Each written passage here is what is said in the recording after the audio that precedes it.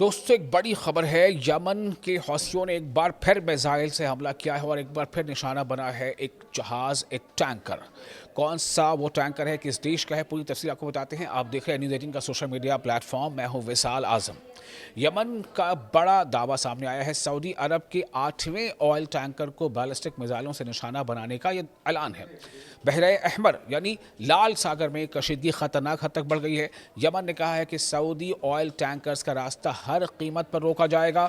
بحر احمر یعنی ریڈ سی ایک بار پھر عالمی توجہ کا مرکز بن گیا ہے، جہاں یمن اور سعودی عرب کے درمیان کشیدگی ایک نئے مرحلے میں داخل ہوتی دکھائی دے رہی ہے۔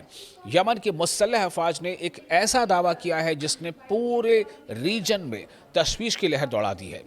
یمنی مسلح افواج جسے وائی اے ایف کہا جاتا ہے، وائی اے ایف یعنی یمنی مسلح افواج یعنی یمن آرمڈ فورسز کے ترجمان یحییٰ سری نے اعلان کیا ہے کہ شمالی بحر احمر یعنی لال ساگر میں ینبع کے ساحل کے قریب سعودی آئل ٹینکر وفا کو کئی بیلسٹک میزائلوں سے نشانہ بنایا گیا۔ ان کے مطابق حملہ اپنے ہدف پر کامیابی سے لگا ہے، یعنی یہ جو اٹیک تھا یہ بالکل ہٹ کرتا کیا ہے، اس اٹیک نے ٹارگٹ کو ہٹ کیا ہے۔ یمن فورسز کا کہنا ہے کہ یہ کارروائی ان کی بلاک ایڈ کے بدلے بلاک ایڈ حکمت عملی کا حصہ ہے۔ ان کے مطابق سعودی عرب نے برسوں سے یمن پر جو محاصرہ قائم کر رکھا ہے، اس کے جواب میں اب سعودی تیل بردار جہازوں کو یعنی آئل لیڈن ٹینکرز کو بھی نشانہ بنایا جا رہا ہے۔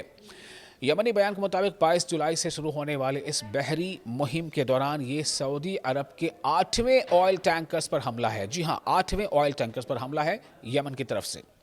مزید یہ دعویٰ بھی کیا گیا ہے کہ 29 دیگر آئل ٹینکرز کو باب المندب کی اسٹریٹ یعنی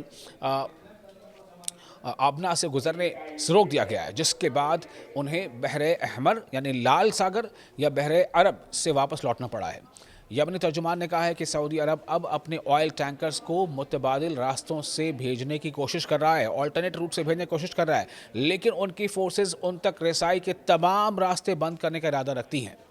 یہ اعلان ایک دن بعد سامنے آیا ہے جب یمنی فورسز نے دعویٰ کیا تھا کہ انہوں نے نجران ایئرپورٹ پر موجود ایک حساس ٹارگٹ کو ڈرون حملے میں نشانہ بنایا۔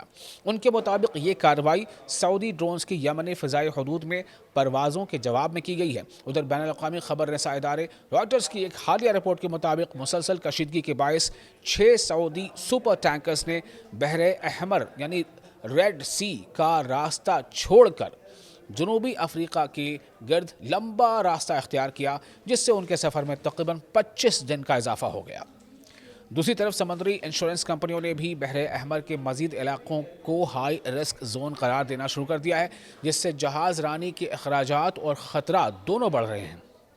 تاہم رپورٹس کے مطابق دیگر ممالک کے تجارتی جہاز اب بھی بڑی تعداد میں باب المندب سے گزر رہے ہیں، جس سے ظاہر ہوتا ہے کہ موجودہ کشیدگی کا اثر فی الحال زیادہ تر سعودی جہاز رانی تک محدود ہے۔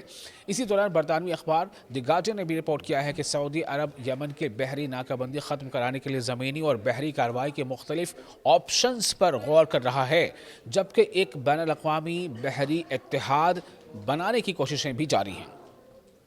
یہ بات یاد رکھنا ضروری ہے کہ سعودی عرب نے یمنی فورسز کے تازہ دعووں پر فوری طور پر کوئی سرکاری رد عمل جاری نہیں کیا ہے اور حملے سے متعلق بعض دعووں کی آزاد ذرائع سے یعنی اوپن سورسز سے مکمل تصدیق بھی نہیں ہو سکی ہے۔ لیکن ایک بات واضح ہے کہ بحر احمر یعنی لال ساگر میں بڑھتی ہوئی یہ کشیدگی، یہ تناؤ صرف یمن اور سعودی عرب تک محدود نہیں رہی، بلکہ عالمی تجارت، تیل کی ترسیل اور پورے خطے کے امن پر بھی اس کے اثرات مرتب ہو سکتے ہیں۔